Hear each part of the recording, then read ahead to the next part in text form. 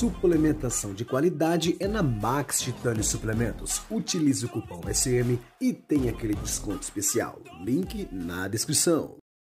Miguel Chain falou sobre as críticas e questionamentos que recebeu. Se você quer assistir este vídeo completo, o link está na descrição.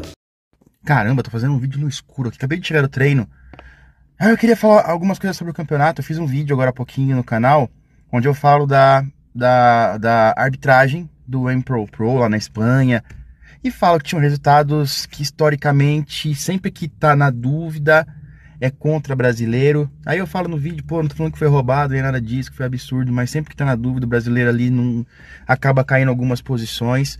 É chato, porque a galera não vê o vídeo inteiro e faz uns comentários nada a ver.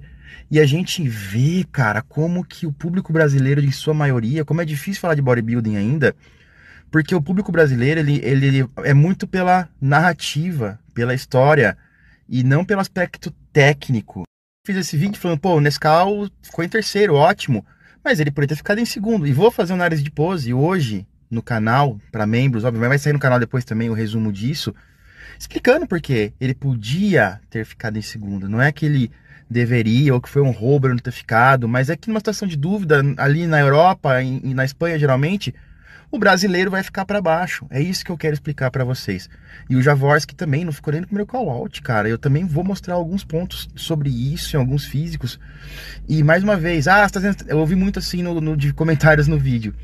Tá sendo tendencioso, quando é um brasileiro, se fosse ao contrário, se eu nem ia falar. E eu fiz um vídeo do Eric Wildberger, poucas semanas atrás, cara, quando ele perdeu pro Dabu. E eu expliquei por que ele perdeu, fiz análise de pose, explicando tintim por tintim, e fui criticado, porque falou assim, não, você não dá moral pros brasileiros, você é patriota. Aí eu falo, cara, por isso que eu falo que o que domina muito ainda o fisiculturismo e o bodybuilding nacional é a narrativa. Então o Eric, com o maior respeito a todo mundo, tá, cara? O Eric é um grande atleta, ganhou depois, é um cara que tá com um potencial enorme, que vai muito, eu respeito muito, mas a narrativa dele pro fã é aquele cara que saiu da Men's Physique e se superou pra caralho e tá indo. Então, não importa pro fã, se ele perder, vai ser roubado, que ele tem um certo hype pela história dele. O Jaworski tem muito hype. O Jaworski é um cara mais quietão. O Nescau não tem muito hype, é um cara mais quietão. E ficou determinado, a narrativa é que o Nescau não tem volume e que o Jaworski não é classic.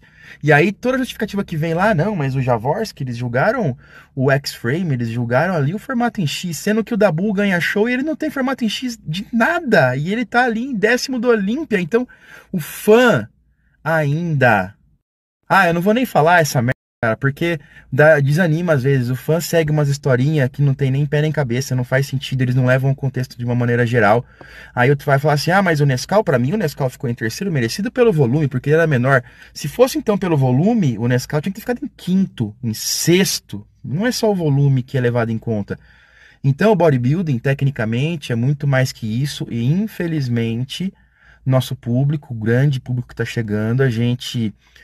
não está conseguindo educar, e eu me sinto falhando nessa situação porque a gente não consegue mostrar qual que é o lance do esporte, e você vê que a galera segue muito uma narrativa na hora que eles vão torcer, entre aspas, e justificar os resultados. Isso às vezes é um pouco... Eu sei que é reclamando aqui, nem eu curto ficar reclamando, fiquei pensando se eu falava isso ou não. Mas eu espero que isso mude, cara. Espero que isso mude, que o esporte melhore. Enfim, que as pessoas que acompanham o esporte, essa parte técnica, amadureça um pouco, porque se usa justificativa que não faz sentido nenhum. E aí um cara repete, outro repete e vai. Então se o cara tá no hype, você tem que falar o que o povo quer ouvir. Você falou, então, pô, o Eric tá no hype, então, puta, não vamos falar só a favor do Eric, vamos, e beleza, não vamos, o Jaworski não é um cara muito do hype, tudo bem se a gente não falar a favor dele, então, e tudo, e assim vai indo, cara, com vários atletas, são caras que, enfim, é foda, porque às vezes a galera tá amando o cara numa época, odiando o cara na outra, e é esse é o cenário maromba nesse momento aqui no Brasil. É isso aí. Se você quiser ver o vídeo que eu falei, se você quiser concordar ou discordar, Eu vou deixar o link para vocês aqui, pra vocês tirem suas conclusões. Ok, vamos falar aqui de Empro Pro. A gente tá vendo aqui Open Division. A gente viu que o Michał Krizo, a besta eslovaca, ganhou. Ele que tá no centro ali, ó, logo na frente do P, né? Ao lado da esquerda dele ali no M tá o Andrea Presti, o italiano que ficou em segundo lugar, que é muito bom também. Logo à esquerda do Presti, de costas agora, tá o Nescau. Muita gente falou assim, poxa, o Nescau precisa de muito volume, que não sei o que lá, vai ser esmigalhado pelos Mass Monsters. A gente vê que ele enfrentou muito cara muito volumoso, muito denso, e mesmo assim ele ficou em terceiro lugar. A gente tá vendo agora a pose de costas, e realmente, cara, no duplo bíceps de costas, ele não fica tão largo e não parece tão grande quanto os outros. Mas, pra mim, ele faz um bom trabalho na expansão de dorsais e consegue tirar um pouco isso. Nas poses de frente, a linha dele leva muito, tanto que a prova é que ele ficou em terceiro lugar. E na minha opinião, inclusive a pose de lado, olha lá como fica bonita a pose de lado dele, na minha opinião, altamente discutível. Michał Krizo, campeão, não tem o que discutir. Melhorou, vou falar dele já já, mas pra mim é bem discutível se o Nescau não poderia ter ficado em segundo lugar na frente do Andrea Presti, porque pra mim o Nescau venceu algumas poses. Esse aqui é um vídeo de notícia, então não tem muito como a gente ficar fazendo análise de pose, mas hoje à noite, hoje 18 horas, vai ter análise de poses do Empro Pro ao vivo, exclusivo para membros. Você que é membro nível Master, a gente falou que ia ter uma live semanal com vocês. Essa aqui é uma live extra do campeonato, então tem uma live hoje, só para membros. Vamos fazer análise de pose a pose aqui, tentar entender, tentar explicar. Quarta-feira, 18 horas, tem outra live com vocês. E na quarta-feira, quem escolhe o assunto são vocês. Então vale muito a pena virar membro, sem falar que tem outros benefícios que estão listados aqui também na descrição. O link também tá na descrição para virar membro. Quer virar membro? Você pode cancelar a hora que você quiser. Mas voltando aqui, para mim, Nescau poderia muito bem ter ficado em segundo. Ah, ficou em terceiro. A mensagem que ele passa é que talvez ele não precise de tanto volume mais assim quanto se pensa, porque a linha dele é simplesmente muito bonita e acaba levando vários Mass Monsters aí na linha. Claro que para enfrentar caras aí top 10 do Olímpia, o negócio pode mudar um pouco de situação, mas o que a gente é levado a pensar é que o Nescau tá no caminho certo. Eles receberam feedback dos árbitros aqui, eu vou falar disso já já. E eu quero falar agora da Classic Physique. Aqui a gente tá com o top 6 da Classic Physique. Foi o primeiro call-out, o primeiro confronto. O Jaworski não estava aqui. A gente tem aqui os scorecards, a súmula. Então a gente vê aqui, ó, Junior Jaworski em 7º lugar, o que é um pouco esquisito. Tinha caras bons? Tinha caras muito bons, cara, mas o Jaworski, ele podia estar aqui no meio. Ele tinha qualidade, estava muito seco, ele seguiu os feedbacks todos aí, vem trazendo um físico bom, competiu bem pra caramba nos Estados Unidos, enfrentou caras melhores que esses aí, superou os caras lá nos Estados Unidos. Então é um resultado que pra mim não faz muito sentido, não faz nem um pouco de sentido na realidade. Vencer, também não sei, mas fora do top 6, cara, é um pouco complicado. É claro que a gente tem que ver imagens um pouco melhores. A gente teve imagens aí da Open, mas eu não consegui muita coisa da Classic Physique ainda. Tem que ver também como que o Jaworski subiu, se ele subiu bem condicionado ou não, etc.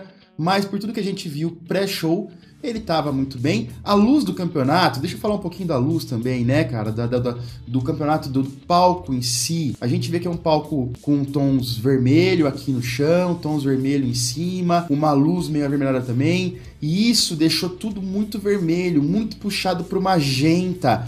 O que, na minha opinião, não é tão interessante assim, cara. Olha só esse take da plateia, como até a plateia tava com uma luz meio avermelhada. E aí, talvez eles fizeram isso por quê? Pra criar uma identidade visual para o show. Já que o outro show desse promotor, do Emílio Martins, é o Europa Pro. E vocês lembram que o Europa Pro, ele tem um palco azul, que também, na minha opinião, fica muito azulado, às vezes, com as luzes que eles jogam em cima dos caras meio puxados pro azul. Mas pra mim ainda é preferível um tom de azul, porque o tom de pele, geralmente, mesmo o tom do Protan e tudo, vai mais para tons avermelhados, mais para tons magenta, e um palco que cria uma cor que dá uma separação, um contraste bom nisso, acaba sendo bem importante, e o azul é uma dessas cores, por exemplo. Mas voltando ao Jaworski, eu quero ter mais imagens da Classic pra gente poder falar um pouco mais sobre isso. Se eu conseguir, eu faço vídeo pra vocês. E o Jaworski falou um pouquinho aqui sobre o campeonato e o feedback. Bom dia, meu povo. Vou aparecer pra vocês aqui depois da competição de ontem. O resultado não foi o que a gente esperava. Esperava sair daqui pelo menos com a vaga. E o trabalho duro a gente fez para isso.